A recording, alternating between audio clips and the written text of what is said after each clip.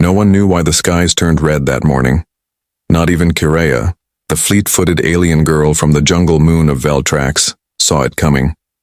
Her kind, tall, graceful, with skin that shimmered like silver leaves, had always stayed far from humans. They called humans slow meat. Weak, loud, predictable. But that changed the day Earth scouts landed on Veltrax. Kirea crouched silently in the tall vines, her ears twitching as she watched the strange metal ship crack open. 3 humans stepped out. One of them was different, tall, calm, and quiet-eyed. His name would come to her later, Sergeant Daniel Reese. She didn't move. Not yet. Veltrax had no war history, no reason for enemies. But now, her forest buzzed, with alerts, a quiet signal deep in the roots of her planet. Something old, something awake. Suddenly explosions rocked the ground. A neighboring tribe's outpost. Gone. Trees burned black. Creatures scattered. Kirea gasped and sprinted back toward her village. Fast. Faster than wind. But as she reached the clearing, she stopped cold. A human stood there. That same quiet. One. Reese. And he was looking right at her. She turned, bolted, back at Earth Command Base. 2 weeks earlier, General Locke frowned at the galaxy map. Veltrax is flaring. Reports of movement underground. Something is about to happen. Sergeant Reese entered. You want recon? No. I want you. Alone. Observe. Don't engage unless attacked. Reese nodded once. He was trained for stealth. Ops, not diplomacy. But orders were orders, and he had a reputation. Humans called him the Anchor. Calm. Cold. Unshakable. Present. Veltrax, Jungle Kirea. Jumped from branch to branch, heart racing. She had never seen a human up close before. Their smell was strange, metallic and earthy. But what scared her most was not fear, and it was curiosity. Why didn't he chase me? She whispered aloud. Suddenly branches cracked behind her. She turned and her breath caught. Reese was there. Running. Fast. Almost as fast as her. That wasn't supposed to happen. Aliens always outran humans. That was the rule. But this one didn't follow rules. The first clash, Kirea dove into a cave. Tight. Twisting. Slippery with moss. She slid down thinking she was safe. Wrong. She heard it. A breath behind her. She spun. Reese tackled her from the side, rolling both of them into the mud, his arm wrapped around her thigh, and in a fluid motion, he locked her legs. She couldn't move. She gasped in shock. You run well, Reese said simply. She hissed back. Let me go, human. He didn't tighten the hold, but he didn't release her either. I'm not here to fight, he said. But someone is, and they're using both our kinds as pawns. The alien truth. Kirea stopped struggling. What do you mean? Someone triggered the core beneath your forest, he said. My sensors picked it up. You felt it too, right? In your roots? Her eyes widened. You're not here to invade? Reese shook his head. No.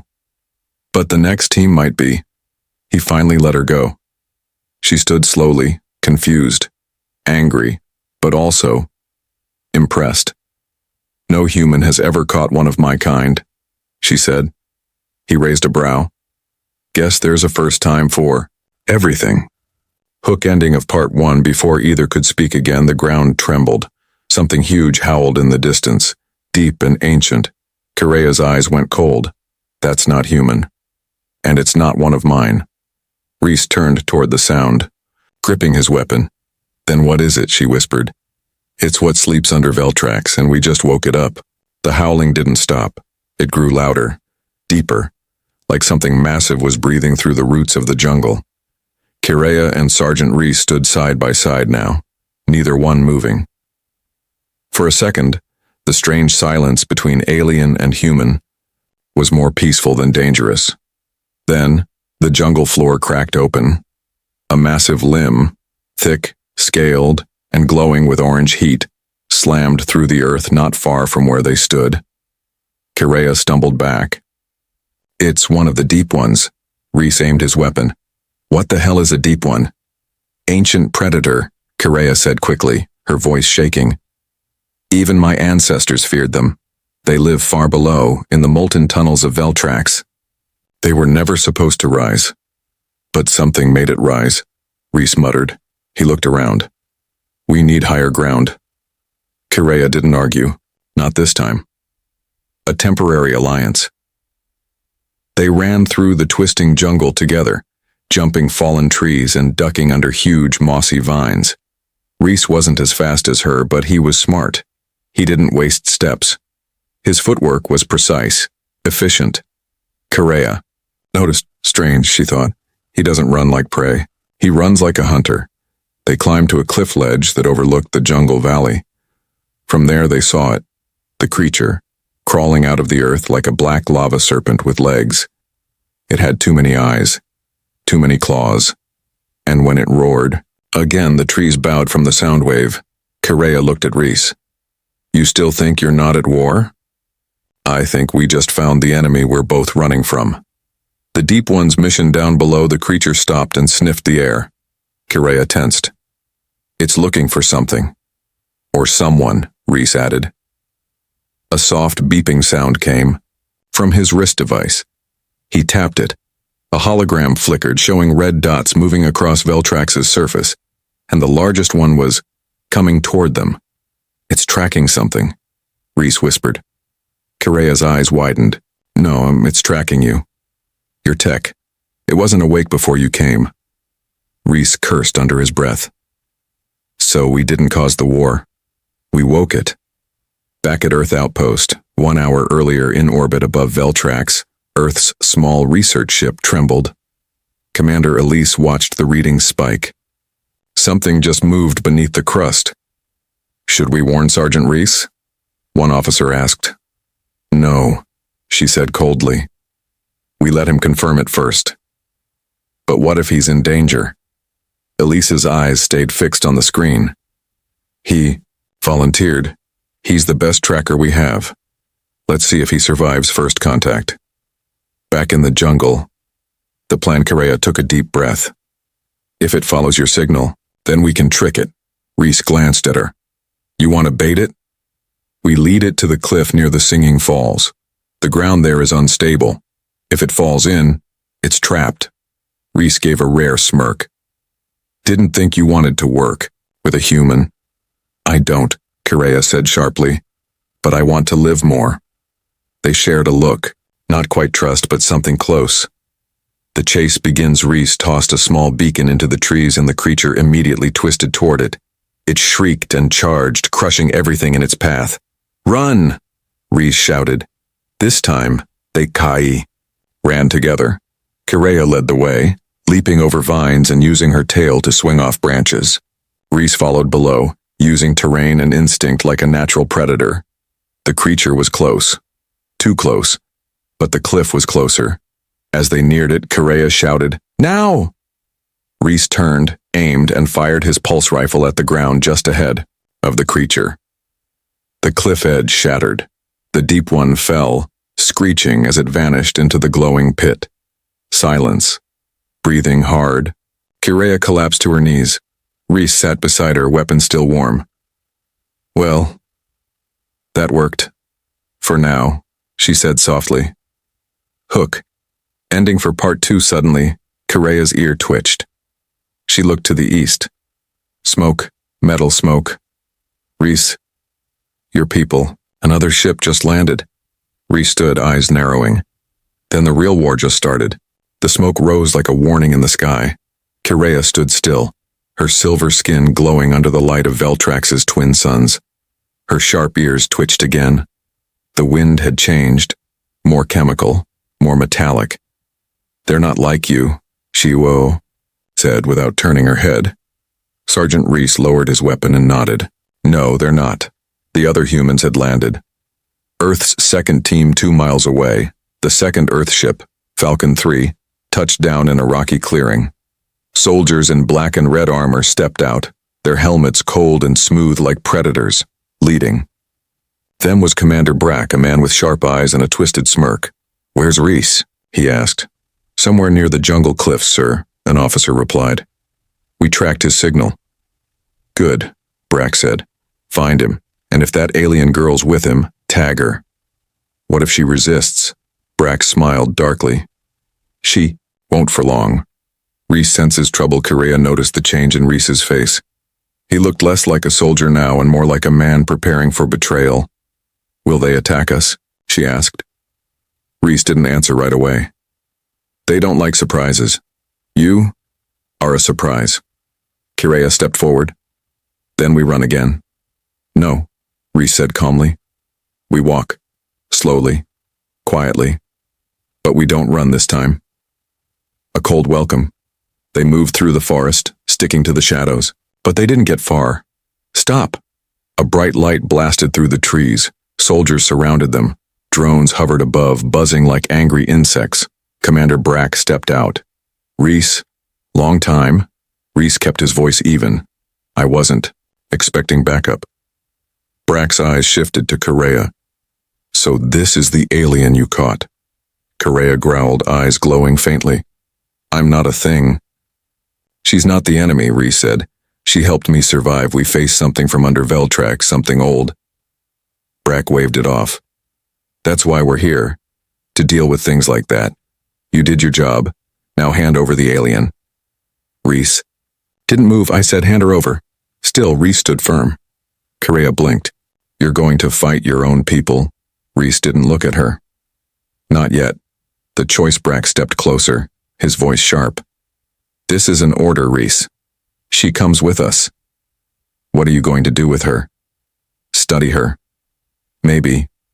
Dissect. Depends what the labs need." Correa hissed low in her throat. Reese's jaw tightened. "She saved my life. And yours, probably. You send her to the labs, we'll all regret it." Brack smiled coldly. "You're outnumbered." Reese glanced around. "I only need one shot." The air grew tense. Fingers twitched over triggers. Then, Correa moved. Fast. She jumped high, kicked off a tree, and disappeared into the foliage like a silver ghost. "After her!" Brack roared. Betrayal in the jungle. Reese was grabbed from behind, slammed to the ground by two soldiers. He didn't fight. Not yet. Brack stood over him. "You just made a big mistake, hero." Reese looked up, calm as ever. "You're the one making war where there isn't one." Brack raised his hand to strike, but stopped. His wrist communicator buzzed. "Sir, we just lost contact with Unit B. Something took them." Brack turned pale. "What do you mean, took them?" "Something fast, with claws. It wasn't the girl." Brack looked back toward the jungle. The shadows seemed deeper now. Something else was out there in the darkness. Far from the soldiers, Correa crouched in silence. She watched the black-armored humans shout and scatter, and behind her, glowing in the shadows, two eyes opened. Not hers, not Reese's. Something else had awakened, and it was hungry. The jungle had gone quiet again. Too quiet. Correa crouched on a thick branch, her body still as stone. Her silver skin shimmered under moonlight filtering through the thick canopy. The glowing eyes behind her slowly blinked once, twice, then vanished into the dark. She didn't move. She knew what it was. Another deep one. And now, there were two. Meanwhile, Reese in chains. Sergeant Reese sat in a temporary metal cage set up by Commander Brack's soldiers. His arms were bound behind his back. A single guard stood watch. "I warned them," Reese muttered. "But they never listen." He watched the night. No sounds, no insects, no birds. That was bad. The jungle never stayed silent unless it was hiding something, and Reese was good at sensing danger. Correa's dilemma, she knew where Reese was. She could smell his scent. Strong, earthy, familiar now. But should she help him? He was human. The others had tried to capture her, but he didn't. He protected her, chose not to betray her, even when ordered. Kirea closed her eyes. The tribe, elders would never forgive her for trusting a human. But something inside her, something older, said this one was different. She moved. The first attack back at the camp. The soldier guarding Reese suddenly tensed. Snap. Crunch. From the dark, a large shape lunged, a deep one with armor-like skin and burning red eyes. It grabbed the guard and dragged him into the trees with terrifying speed. The cage door swung open. Reese didn't waste a second. He slipped free of his binds, grabbed the fallen rifle, and rolled into cover just as more screams echoed through the camp. The deep ones were attacking. Kirea's return, Reese ducked behind a crate, gun ready. He heard a rustle, turned, and almost pulled the trigger. But it was her Kirea. She crouched beside him. Still alive? Barely. You picked a great time to come back. Didn't come back for you? She lied. He smirked. Sure. They looked at each other for just a moment. Then the next deep one charged. Together, they moved. Reese fired while Kirea flipped through the air, her claws slashing across the monster's eyes. It shrieked and stumbled. Now! Reese yelled. He tossed her a grenade.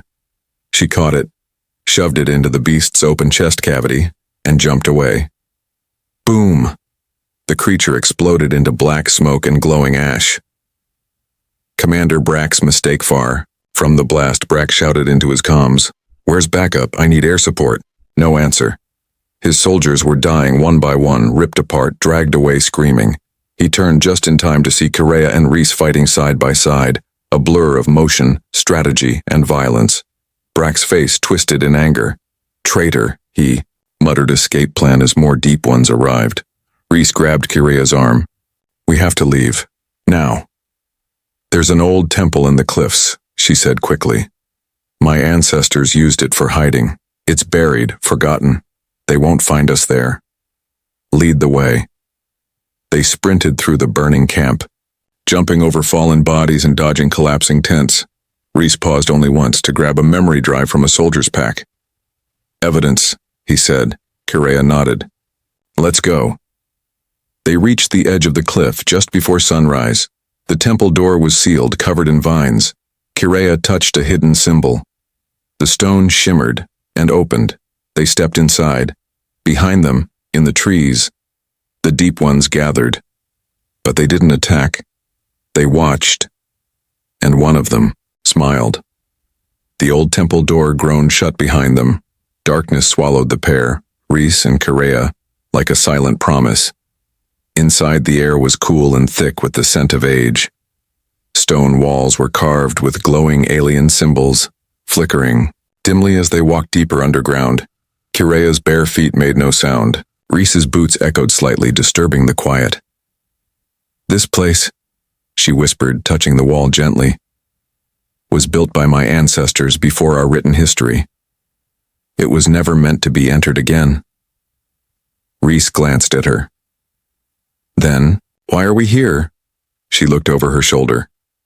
Because the monsters outside are older than this place, and we need to understand why they've returned. The truth in the wall, as they walked, they came upon a chamber shaped like a half-dome. Symbols danced across the walls, glowing brighter as Kirea moved closer. Reese ran his fingers across a set of markings. This looks like a timeline. Kirea nodded. It tells of the first awakening, when the deep ones crawled from the center of Veltrak and nearly ended our kind. They were defeated? Reese asked. Not defeated, Kirea said quietly. Tricked, lured into the lava tunnels and sealed beneath with living stone. And now something broke the seal, Reese muttered. She looked at him sharply. Your arrival, your ship, your machines may have stirred them. Reese sighed. Or maybe they were always waiting, and we just walked into their plan. Symbols of unity, at the center of the chamber stood a tall stone pillar. Half alien, half human? Reese blinked. That's impossible. The sculpture showed a human hand and an alien hand joined together. A bond, a union. Kirea stepped back, shocked. This image, it's forbidden in my tribe. We were taught never to speak of the ancient joining. What joining? Reese asked. There was a time, Kirea whispered, when a human and an alien fought side by side against the Deep Ones. They sealed the monsters together, but the story was erased. Hidden. Reese frowned. Why?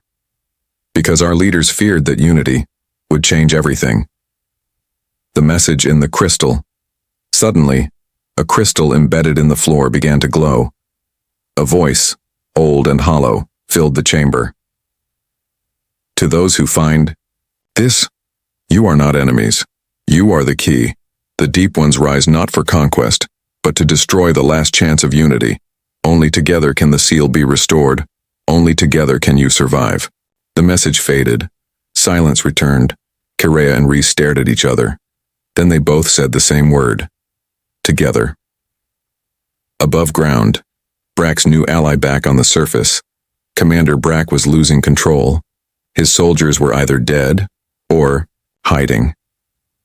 The Deep Ones surrounded the ruined camp, but hadn't yet attacked again. That's when a new figure stepped from the mist. It wasn't a Deep One. It wasn't human either. It was something in between. Tall, thin, and wearing a strange mask. It spoke directly into Brack's mind. You want power, human? We can give it. You want control over her, the Silver One? We can give that too. But you must bring them to us. Brack didn't question. He nodded slowly. Kirea's secret back in the temple. Reese built a small fire with an old torch. Kirea sat nearby, her back resting against a carved stone. You didn't have to come back for me, Reese said finally. Kirea didn't look at him. I didn't do it for you. He chuckled. Sure. Silence settled again. Then she asked quietly, why didn't you hand me over? Reese turned serious. Because I don't follow bad orders. She looked up. And if saving me leads to war between our kinds, then I'll fight that war, but not against you. Kirea's eyes softened for a moment. Suddenly the temple trembled. Not from an earthquake, from footsteps. Heavy. Multiple. Reese stood. They found us. Kirea grabbed her blade. No. Something worse did. From the shadows at the far end of the tunnel, a Deep One wearing metal armor stepped forward, carrying a human soldier's helmet in one claw. It opened its mouth, and Forikim. The Deep One stood in the torchlight. Its skin was black stone and glowing lava. Its arms were long and thick, and metal armor wrapped around its chest. But the worst part wasn't its claws. It was its voice, rough, deep, but clear. You are the ones from the prophecy, the last bond. Reese stepped in front of Kirea, rifle ready. You speak English? No, the creature growled. I speak all tongues. Kirea didn't move. What do you want? Not want, warn. A deal with a monster. The Deep One dropped the broken human helmet onto the ground. It rolled and stopped near Reese's boot. Your kind invaded. Their machines stirred the old ones, but you, human, you are not like them. I didn't come to start a war, Reese replied coldly. No, but war will come, unless you seal the gate again. Kirea's eyes narrowed. You mean the lava tunnels? Yes. The cracks beneath Veltrax's heart have widened. The seal is failing. Soon, more of us will come. Not just hunters, but destroyers. Reese tightened his grip. So what's the warning? Join us, or die. The hidden truth. Kirea stepped forward, voice steady. You said we are the last bond. What does that mean? The creature's head tilted. Long ago, one of you, and one of us, made a deal. A human and a Veltraxian. They sealed the first gate. It cost them everything. Reese frowned. You mean they died? No, worse. They were forgotten. Kirea touched the old markings on the wall. I saw them, their hands carved here. They tried to save this world. But your leaders erased the story. Reese shook his head slowly. So now we finish what they started? If you don't. The Deep One's body began to crackle with heat. The galaxy will burn. Reese's choice. The Deep One took a step back, melting the ground beneath its feet. You have 3 sunrises. At the next moonrise, the old gate opens fully. Then it vanished into black smoke, leaving only ash and the smell of fire behind. Kirea stared at the spot. We can't trust them. Agreed, Reese said. But they're not lying, she added. Also agreed. Meanwhile, Brack's trap far away, Commander Brack walked through a thick jungle trail. He carried a strange device in his hand, a tracker pulsing with Kirea's energy signature. The masked figure walked beside him, silent. Brack smirked. I'll bring her back. I'll bring him too. Then you give me power. The figure nodded once. Brack grinned. Let's hunt. A dangerous plan. Inside the temple, Kirea and Reese sat by the flickering torch again. We need to seal the tunnels, Reese said. But we need something strong. Explosives, heat, maybe even a ship's reactor core. There's a crashed ship near the lava field, Kirea said. Old Earth model, fell here years ago, untouched. Think it still works? Only one way to find out, Reese nodded. Then we go. Kirea stood. And if Brack finds us first? Reese's eyes went cold. Then I show him what it means to fight with Veltrax instead of against it. As they prepared to leave the temple, Reese touched the stone hand carving again. We'll finish what they started, he whispered. But outside, far above them, Brack stared down from a cliff, watching their every move through binoculars. He smiled. Run, traitor. Run fast, I like a good chase. And beside him, a Deep One stood silently, watching, waiting, smiling. The heat was unbearable. Reese wiped the sweat from his forehead as they stood before the ancient wreck of an Earthship, half buried in volcanic rock and ash. Its metal hull was cracked, scorched, and covered in vines, but the reactor core glowed faintly inside. They had found it.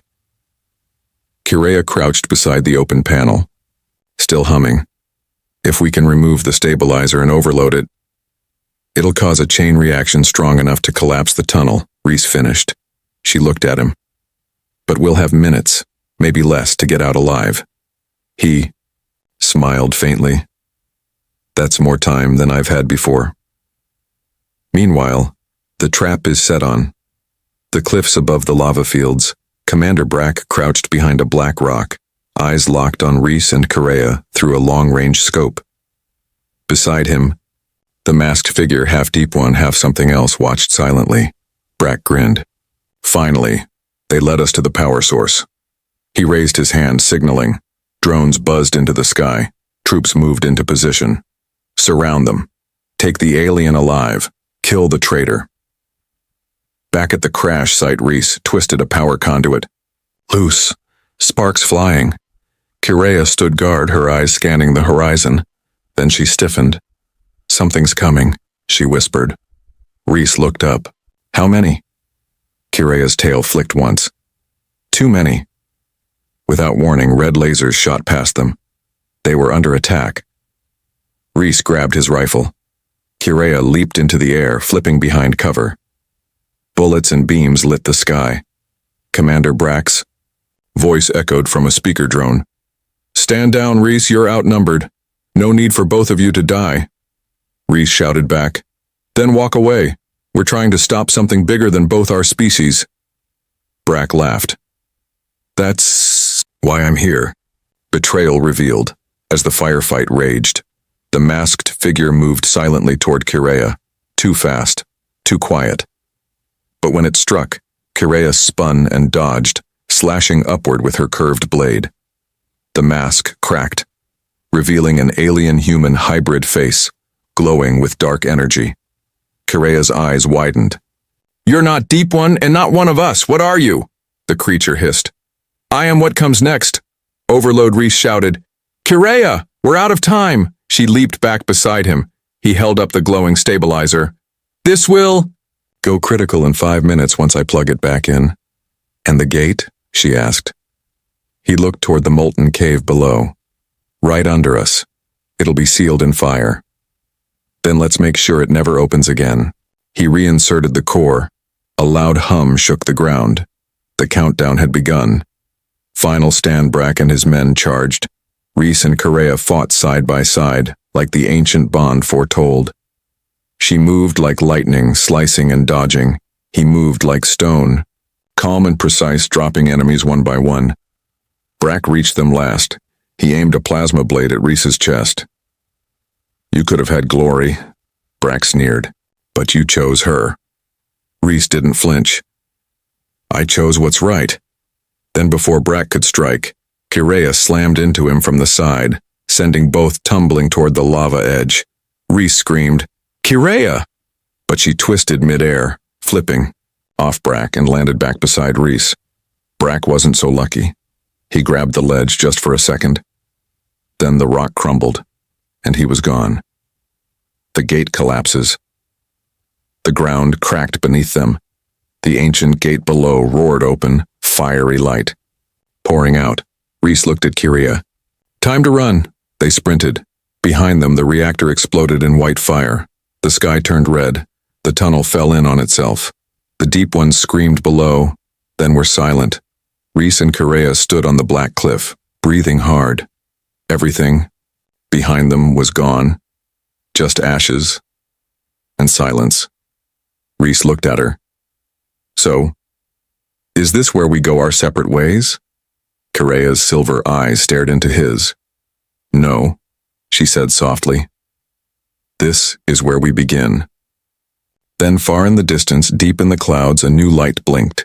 Another ship was arriving, and it wasn't from Earth, or Veltrax. A cold wind rolled over the ash-covered cliffs. Reese and Kirea stood side by side, their bodies still marked by soot and bruises. Behind them, the lava gate was sealed, the deep ones buried beneath tons of collapsed earth and fire. But the peace didn't last long. Far above the mountains, the sky shimmered unnaturally. Then, a triangular ship appeared, silent and massive, floating like a ghost across Veltrax's clouds. Kirea's eyes narrowed. "That's not human." Reese adjusted his visor. "It's not one of yours either." The ship was smooth, silver, and pulsing with blue light. No engines, no noise, but it was coming. Straight for them. The landing minutes later, the alien ship hovered just above the scorched battlefield. It opened without a sound. A ramp descended, glowing with a pale light. From the entrance, 3 figures stepped forward. Humanoid in shape, but taller, thinner, with metallic skin and faces covered by flowing masks. Their eyes glowed pale gold. Kirea moved into a defensive stance. "Who are they?" Reese raised his weapon slowly. "I've never seen them in any Earth files." One of the beings spoke, not with words but directly into their minds. "We watched. We waited. And now, we choose." The decision. Reese frowned. "Choose what?" "Whether you live, or become like the others. Broken, consumed," Kirea growled. "We just sealed the deep ones. This planet is safe again." "Not safe. Delayed. You've won a battle, not the war." The third figure stepped forward and revealed a small device, shaped like a seed, glowing and pulsing. "This is what the deep ones were after. A world seed. It can birth life or end it." Reese stepped closer. "And you had it the whole time?" "We are the curators. We do not interfere. We test." Kirea's voice was sharp. "You let innocent people die to test us?" "Yes. A test of character." Reese stepped between Kirea and the alien leader. "You don't get to play God." The curator tilted its head. "Yet you passed. You bonded across species, fought together, risked all for each other. That is the ancient promise reborn." Kirea looked confused. "The ancient promise? Before the deep ones, Before the temples, there were the tri-worlds. 3 races, 1 alliance, 1 bond, broken long ago. You are the first in centuries to rebuild it. Reese lowered his gun slightly. So what now? We offer you the seed. Use it. Guard it. But know this. Others will come for it. The warning. The curator turned to leave, but paused. One more thing. The alien reached out and touched Reese's chest just above his heart. Something dark travels through space. Faster than your kind can prepare for. It is not deep. It is not old. It is new. And it is hungry. Then, with no sound, the curators returned to their ship. Within seconds, the vessel vanished into the clouds, leaving no trace behind. Aftermath. Reese and Correa sat by the cliff's edge watching the stars slowly return. She turned the glowing seed in her hand. It pulsed gently like a heartbeat. I don't like them, she said. Me neither, Reese agreed. But they left us something powerful. Correa looked at him. Do you think we can protect it? Reese gave a small nod. Together? Yeah, I do. Suddenly, a distant boom echoed in the sky. Both looked up. A flash, brief and red, lit the clouds on the horizon. Correa's grip tightened on the seed. That wasn't thunder. Reese stood, scanning the direction. No, that was another ship. Crashing. From the distance, a shadow began to crawl across the clouds. Slow, creeping, massive. A chill ran down both their spines. Whatever was coming next wasn't friendly. The ground trembled beneath their feet. Reese and Correa stood on the cliff edge, eyes locked on the distant clouds where red light had flashed. Smoke now curled into the sky, thick and dark, like something unnatural had arrived. Correa clutched the glowing seed tighter. That can't be another Earth ship. Yours don't fall like that. Reese shook his head. No, ours crashed louder. She looked at him. He didn't smile. The crash site. They moved fast, through broken jungle paths scorched by the earlier lava blasts, past old ruins, deeper into unknown territory. As they neared the crash site, the air grew colder, heavy, like it didn't belong to this world. And then they saw it. A twisted ship, sleek, black, and pulsing with red light, lay half buried in the ground. It had no markings, no windows, no flag. Just a hole burned into its side. Reese lifted his rifle. I don't like this. Correa unsheathed her blade. It's not Veltraxian. It's not Curator. Then what is it? A faint, wet, click, click, click, echoed from inside the wreck. Then, something stepped out. It wasn't alone. The creature was tall, slender, covered in black, armor that seemed to move on its own, liquid-like, shifting and changing as it walked. Its face had no eyes, no mouth, just a smooth mask. But when it tilted its head, both Reese and Correa felt it, a voice inside their minds, cold, empty. The seed is near. Correa's knees weakened. Reese stood in front of her. How does it know? The thing slowly raised a hand pointing straight at Correa's chest. Give it or burn. They run again. No chance, Reese snapped, firing the first shot. It hit the creature in the shoulder, but the armor rippled, absorbing the hit. Correa grabbed Reese's arm. We need to move. They ran, back through the trees, dodging branches, and jumping fallen logs. Behind them, more clicking sounds echoed, more of them. Correa's voice shook. They weren't passengers, they were the cargo. A moment of safety. They found shelter in an old Veltrax cave, hidden beneath the roots of a fallen tree. Reese blocked the entrance with rocks. Correa collapsed, breathing hard. The seed. It's pulling them, she whispered. Like a magnet. Reese checked his rifle. Then we find a way to hide it, or use it. She looked at him. Use it? He nodded slowly. They want it. Maybe it can hurt them. The message from the seed. Suddenly, the world seed pulsed in her hand, stronger than ever. Kirea gasped. It's speaking. Reese frowned. What's it saying? She closed her eyes, then whispered, Break me, and I become a sun. Reese blinked. A sun? Kirea nodded slowly. A starburst. Energy. Enough to burn everything around it. Reese leaned back. You're telling me this thing is a mini supernova? She looked down. Yes, but it would destroy everything within miles, us included. The terrible choice. Reese stared at the cave walls, then at the dark jungle beyond. Can't let those things take it. They'll destroy Veltrax, and maybe Earth next. They were silent for a long moment. Then Reese stood up. Then we don't let them leave. Kirea looked up. What are you thinking? He met her eyes. We give it to them and inside their ship. Far above the jungle, the black ship began to rebuild itself. Metal crawling like vines, reshaping the hull. Inside, the armored creatures gathered, watching, waiting. And as Reese and Kirea stepped out of the cave together, the seed pulsed between them, not in fear, in warning. The jungle was silent again, but not peaceful. Not this time. Reese and Kirea stood at the edge of the alien crash site, staring at the smooth black ship, now pulsing with red veins. The creatures inside were moving, waiting. They didn't rush. They didn't chase.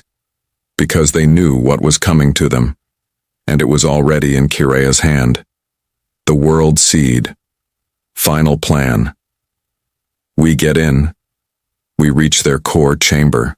Reese whispered. We plant the seed inside, trigger it, then run like hell. Kirea didn't answer right away.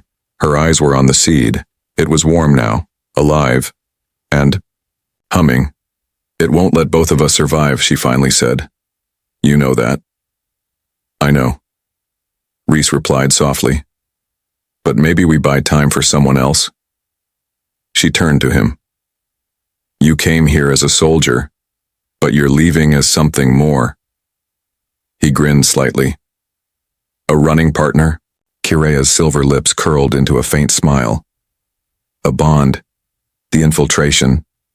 They crept into the ship's side, where the hull had cracked open. Inside, the walls were alive, breathing. Slick and dark, like muscle and stone fused together. They moved through twisting corridors, hiding from the tall armored creatures as they passed. Their whispers weren't words, just pressure in the air like storms waiting to break. Finally, they reached it. The heart. A glowing red orb suspended in the center of the ship's main chamber. Black wires pulsed around it like veins feeding. A monster. Reese whispered, This is where we end it. One last stand, but they weren't alone. From the shadows, the masked leader stepped out. Taller than the others. Its armor fused tighter to its body now. It raised a hand, and the entire room locked down. No doors, no escape. You bring us the seed, and now you shall watch your world end. Reese didn't hesitate. He threw the seed, Kirea, jumped forward, spinning midair, and kicked the seed into the heart. It pierced through the surface like light through glass. Silence. Then, boom. The light exploded outward, filling the entire chamber.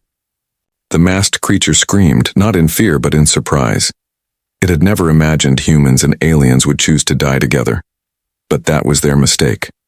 Humans don't die easy. The escape Reese grabbed Kirea's hand. We move now. The ship shook violently as white fire spread through its core. Walls shattered. Creatures collapsed. The bond between the seed and the enemy's tech was tearing everything apart. They sprinted through collapsing tunnels. Kirea jumped, swung, and spun over falling debris. Reese covered her from behind, blasting creatures that still crawled through fire. As they reached the outer breach, the seed's voice echoed in Kirea's head. Bright enough to save. They dove. And behind them, the ship exploded. A giant wave of light and flame rushed through the jungle, lighting the sky like a second sun. Then, nothing. Silence. 1 hour later. Smoke drifted through the shattered forest, trees burned low, animals had fled, and from the ash, a hand broke through.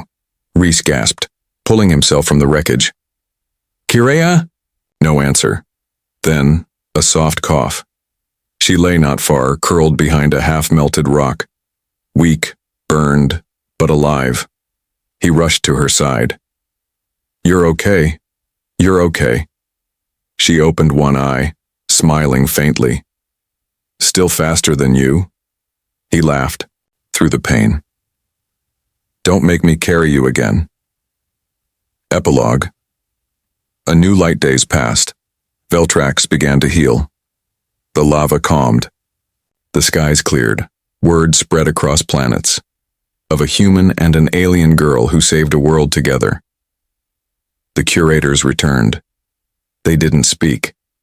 They only bowed once, and left a gift, a second seed, a seed of life.